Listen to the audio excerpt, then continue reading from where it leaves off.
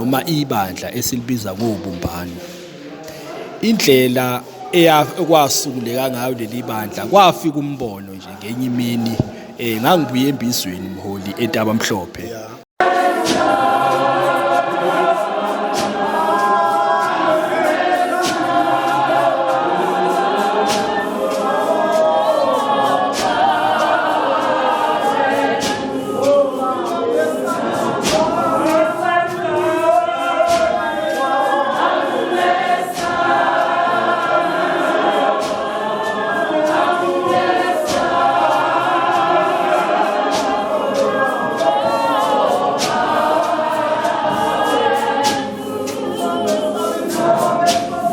Ngokwezwi lentshumayelo uNkulunkulu ukhulume nathi masibuka Exodus 15 saqala ukufunda ivesi ka22 isihloko sakhona amanzi ababayo aseMara.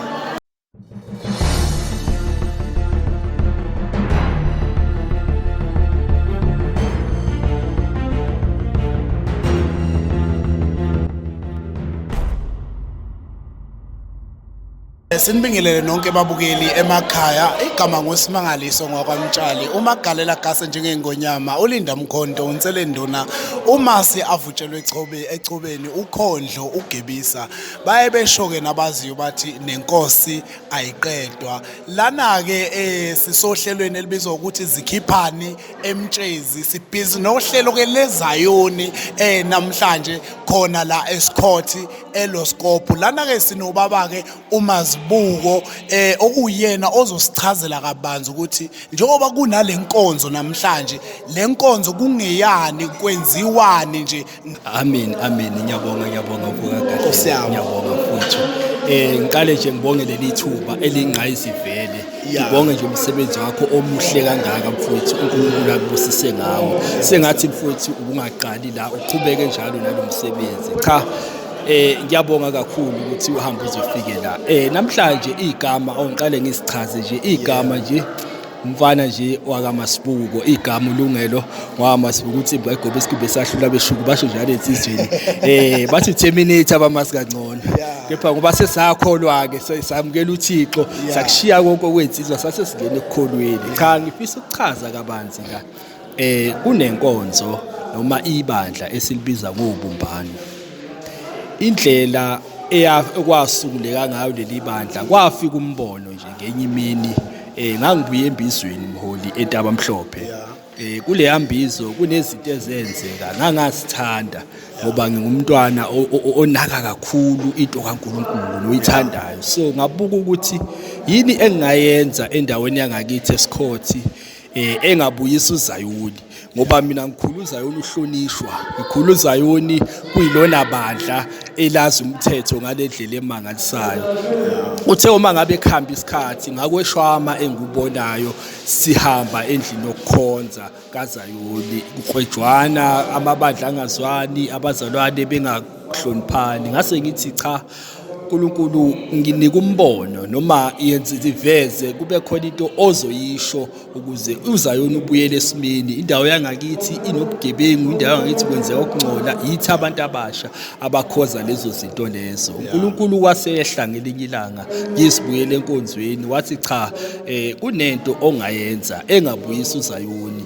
Igama lobumbano lafika lapho ukuthi ke ukuze uZayoni ubuye ube sesibeni yakha lento uhlanganisa uZayoni wonkana bese ubiza ngobumbano. Wonke umuntu ozongena kuleli bandla uzokushiya kwebandla lakhe uzokushiya kwakubo bese amkela uKristu. Ubumbano lingumzimba kaKristu. Senza izinto zasekhaya eBhayibhelini, senza izinto zokukholwa, asenzi ngokufisa kwethu, asihambi ngokwethu kepha silalela iBhayibheli ukuthi lisikhombaphi. Ingakho uyibonile nenkonzo yanamhlanje ibe yinhle ngalendlela eyisimanga. Ngani? Ngoba akusili ibandla lomuntu kepha ubumbano. Ilento engangifisa eyefika eyehla kimi ukuthi cha ukuze uZayoni ubuye ube sesimeni akobahlanganise labantu, ake bedle ndawonye labantu, ake bagwabe ndawonye labantu kungekho gama libandla. Ingakho namhlanje sibungaza noma sijabula ngalendlela ngoba uNkulunkulu uzwile umkhuleko wethu. Siyabonga nje kakhulu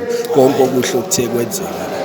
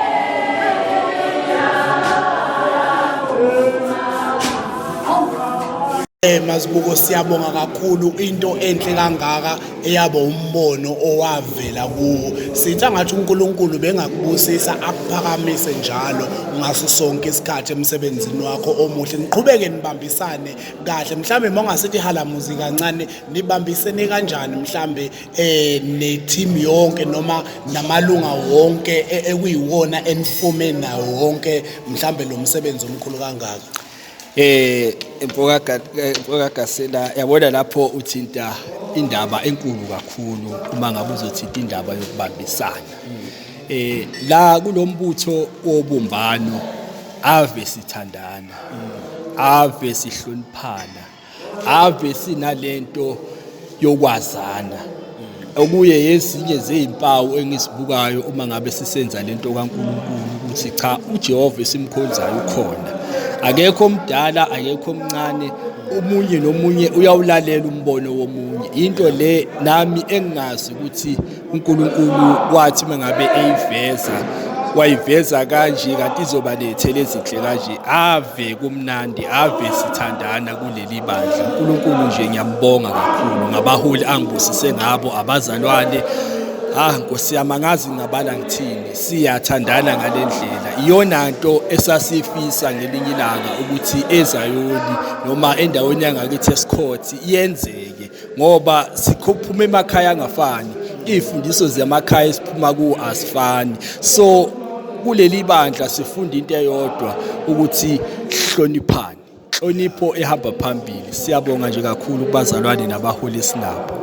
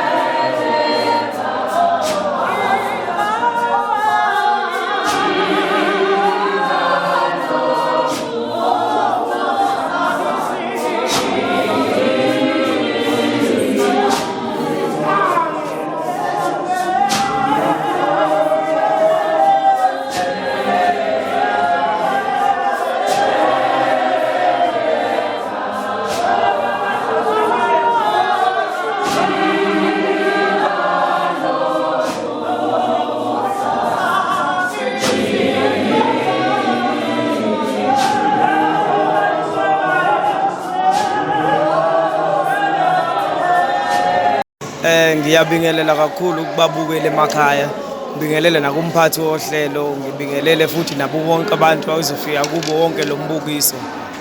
Mina igama lami nguSibusiso ngwakwaNcele eLoskop Mqedandaba ngaphansi kwebandla ke lasePentecost. Kodwa kwanamhlanje sihlangene ngaphansi kobumbano lukaZayoni. Ngokwenkonzo yanamhlanje besinenkonzo yabantu abasha endaweni yaseRosedale.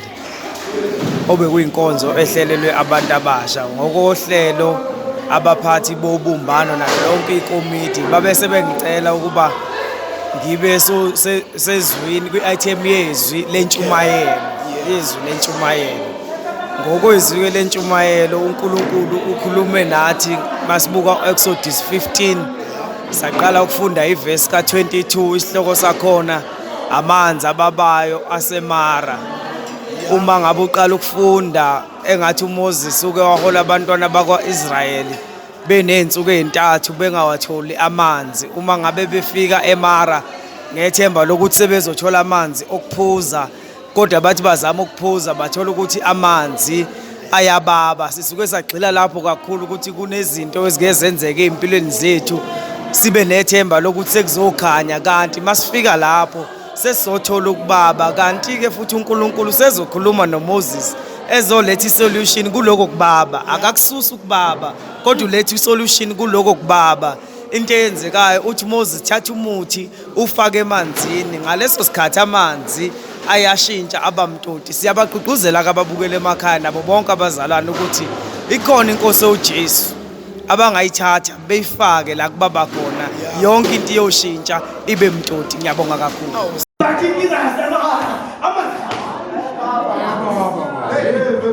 Isizulu asitolika bayabuka baholi babo abazalwana bangaphandle abangekho ebandleni ukuthi masike sangena ebandleni alisho langegama umzalwane athi uma ngingangena ebandleni lasethembeni ngiyofike ngithole ukuphila.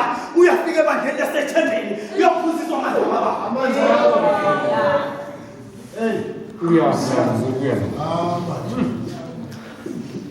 athi omunye baphuze njani amanzi ababa bephakathi emkhulweni. Uyafika undiswa khona shumayeza abazalwane ukuthi mina abazalwane bami abangenelani ebandla lasezulithembiso amanzi ababa. Fika abazalwane ngithi ngizothola ukuphila ngithi ngisayoni nami ngizwile ukuthi iZayoni sizobe ihlangene endaweni yaseRosedale. Ngithi ngithathe imjiva yami athi umfundisi wami mina yami ijoyini ayihlanganele nobaphathele futhi amanzi ababa. Okokuqala nje sibonga ukuthi unikwe ithuba abazalwane mhlambe abangakwazi nabangakazi bekubone ushumayela, kodwa bakunika ithuba lokuthi cha enkonzweni esihlelile nawe wozoparticipate ngendlela okwazi ukuparticipate ngayo, futhi bengakukhetheli ukuthi sicela wenze ngendlela thina esiplane ngayo, yenza ngendlela wena uNkulunkulu azokuthuma ngayo. Engufisayo ukuthi abazalwane noma siyibandla leli likaZayoni sigqugquzele ukuyibandakanya nezinto ezihlanganisa amabandla, nezinto ezihlanganisa ukukholwa, nezinto nje ezihlanganisa uNkulunkulu. Sibonga nje nokuthi uNkulunkulu ngazathi usebenzile ebantwini, ngoba okubalekile ukuthi singavezi thina kodwa siveze uNkulunkulu.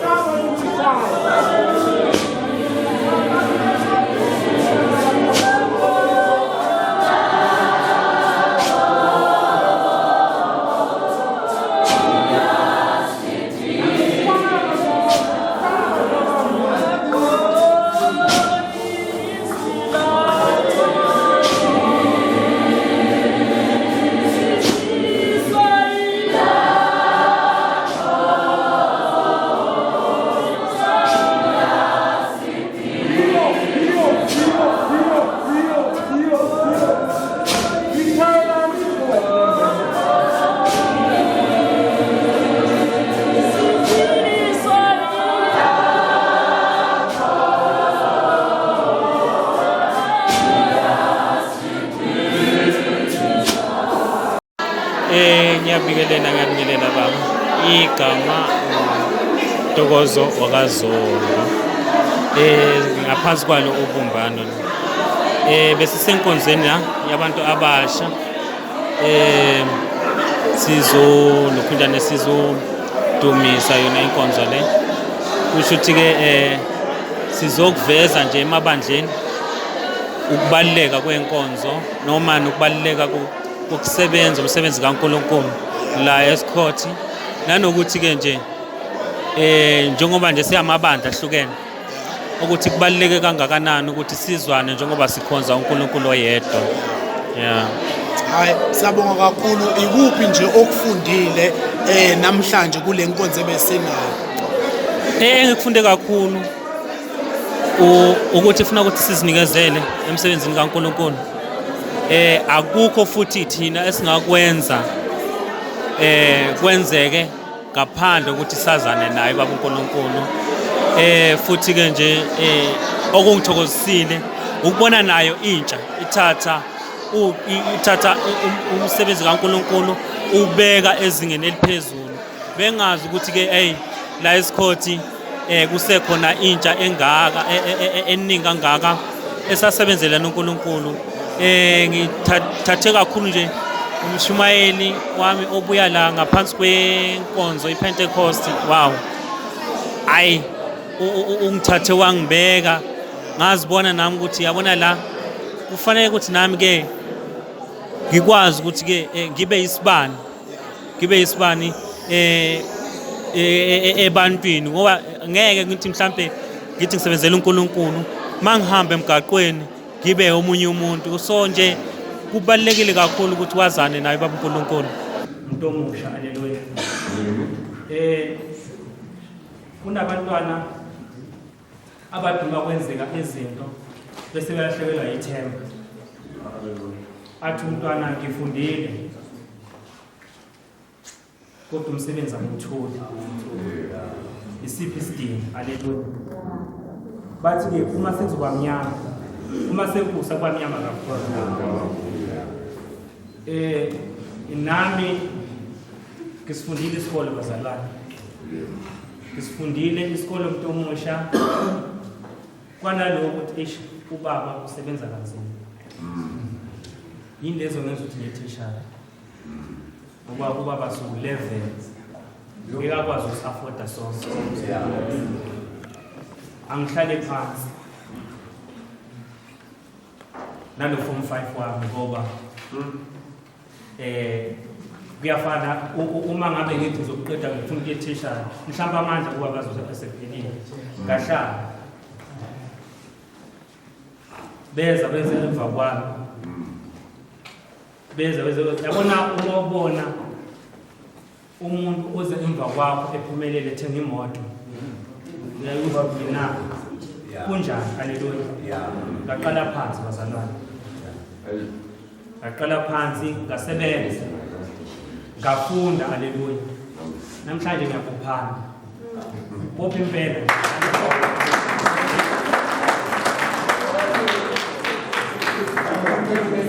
bophi izandla nenyawo ngokwenzani ukuthi ke ithemba alilahla bathi akulahla mele kongafela. Haleluya. Ola babungifakela kuma guest la besikhona guest speaker. Yes la besimotivate khona abantu abasha sibafundisa futhi ukuthi ke ithemba akalahlwa futhi baqikelele kakhulu ukuthi ke kuwo konke umsebenzi abawenzayo bazi ukuthi ke akufika manje kodwa kusasa uNkulunkulu mabenza into angakwenza manje bese kuphenduleka ngalela umuntu akame isibindi aqine futhi kakhulu ekuzithembeni nakuzikhandla ngaso sonke isikhathi. Yiloko nje ebebenginike kona ile item ebebenginike yona futhi ke nje bekumnandi kakhulu. Hayi siyabonga kakhulu mfowethu. uNkulunkulu anibusise. Sibonge baba. Sibonge. Ngithembe nje futhi ke nje bonke ababukile emakhaya bazofunda futhi ke basijoyine futhi la kubumbano ngoba ubumbano ke alikhethe bala lamuntu ubumbano likaNkulunkulu wonke ubumbano lawo wonke umuntu uSiyoni usonta kuphi nakuphi kodwa nje uNkulunkulu munye futhi ke sifuna ukubonisa kuzo zonke indawo around iSouth Africa ukuthi ke no siuZion uthando libalekile unity esizama ukuyenza siyabonga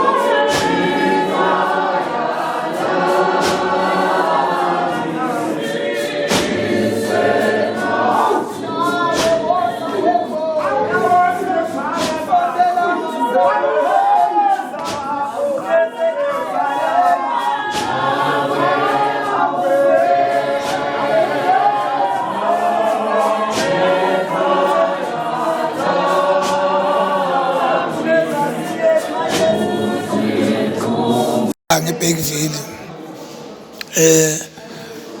sikhona la enkonzweni yabasha enkonzweni yabasha ke ngeke ngafakwa njengomuntu oyisikhulumi okhuthaza abantu abasha njengoba bebekhuthazwa abantu abasha ukuthi 1 baqine ekukholweni 2 bafunda ukuthi bafunde esikoleni futhi bafunde nokuzenzela imisebenzi njengoba kunje bakhuthazwa futhi ukuthi bahlale kakhulu ekukholweni uNkulunkulu uzobasiza endleleni mabethandaza.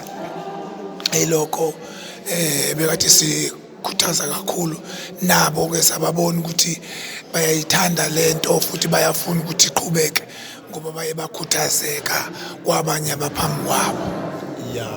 Ukuthi ngivuke niye esikoleni kodwa odokotela bafunde 7 years basemgwaqweni umsebenzi abawuthola. So ke ngiyabizwa ukuthi intsha yethu sibabiza abazalwane abahambile kulomgudu wobunzima ukuthi ziyenzeka izinto. Uma ke bezothi izinto ziyenzeka athi uzama uma kuzokwenzeka izinto ukuthi wena ubiza uNkulunkulu. Bila uzofushumela khona sengithi ke mina kunezinto eziseBhayibhelini ubohamba uyobheka kodwa lona likhona. Amen.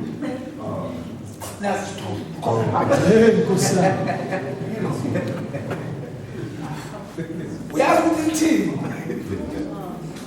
lithi fanele ukhumule umuntu omdala. Likhona mina ngumela. Lithi ungabi imvubelo enjani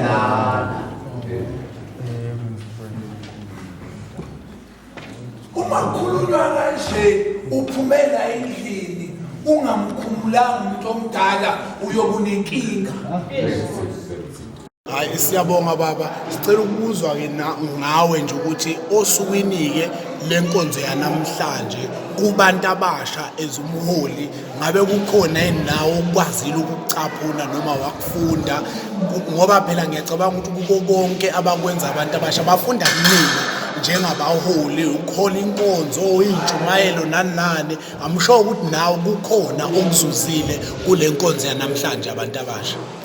Ngizuze kakhulu ngoba into esihlale siyitshala kubo bayivezile namhlanje ukuthi bayayizwa futhi bayakhona ukuyilandela. Nami ngase ngwathola amandla ukuthi ayicha ngingaqhubeka ngiye phambili nabo ngendlela nasebekhule kakhulu nje ezwini wabona ukuthi bayafunda bayakhula futhi ke noma into abayikhulumayo bayathembisa ukuthi into abayenzayo enhle nani ogqozi nje lokuthanda uNkulunkulu.